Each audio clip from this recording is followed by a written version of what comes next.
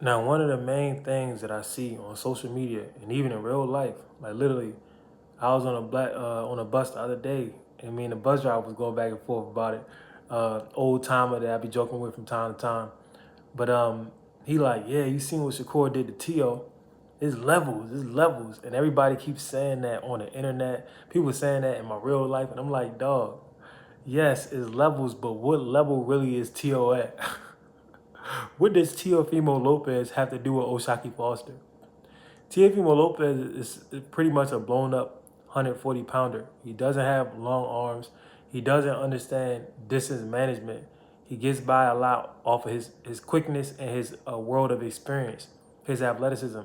But whenever he goes against somebody who does have distance management, he gets beat up. We saw him lose to Sandor Martin. We saw him lose to Jermaine Ortiz.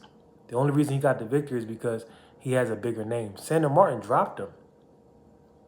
You know? So anytime somebody understands distance, they beat TEO. That's why I didn't really give TEO much of a chance against Shakur Stevenson. Oshaki Foster understands distance on the same level as Shakur, or at least close to the same level. He may understand it better. He has a 4-inch reach advantage. You know, people keep talking about he's coming up from 130. Remember, Lamont Roach came up from 130. A lot of these dudes could be fighting at higher weight classes anyway. They just drain themselves down.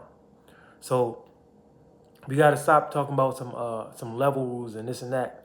And also, Shakur said, if you fight Raymond Ford, my little bro, I'll fight you. But he didn't want to shake the man's hand in the ring. If Shakur doesn't fight Oshaki Foster, who would be the most talented fighter on his entire resume, Oshaki Foster would be the most talented fighter on Shakur's resume, the most gifted, you know what I mean? A guy with a full package, the highest IQ, just like Lamont Roach and Tank. That is a duck. Now, Shakur, you've been ducked by some of the best because you're great. You know, Pitbull ducked you. It's people that think Tank ducked you. You understand? A lot of people, TEO was one of the first people that had the balls because I think TEO wanted to make $1 million for the first time. He one of the first people that get in the ring with you. Gary Anthony Russell said he want to wait before he fights you.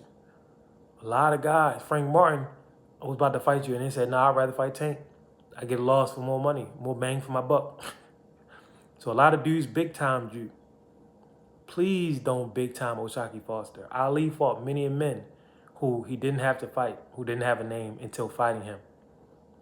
Ali pretty much made, what's my man name?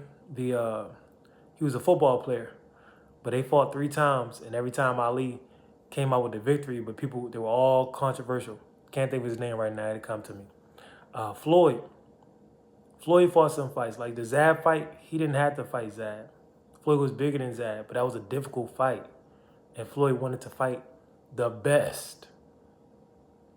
Floyd wanted to fight the best. It's not always about the big name, it's not always about the money. Sometimes it's a dude who doesn't have a big name, but he got big skill. Like Emmanuel Augustus, you know? So, y'all got to think about that, man. Y'all got to think about that. If Shakur doesn't fight Oshaki Foster, that's officially a duck. And we got to stop talking about levels when Oshaki is on a higher level than TEO. TEO, IQ-wise, not that high. That's why it was such an easy night for Shakur. Shock, if you just watch the fight with Ford, that IQ is there. The distance management is there. The athleticism, the footwork is there. The defense, the ability to fight off the ropes, in the center of the ring, etc. All there. But y'all let me know what y'all think, man.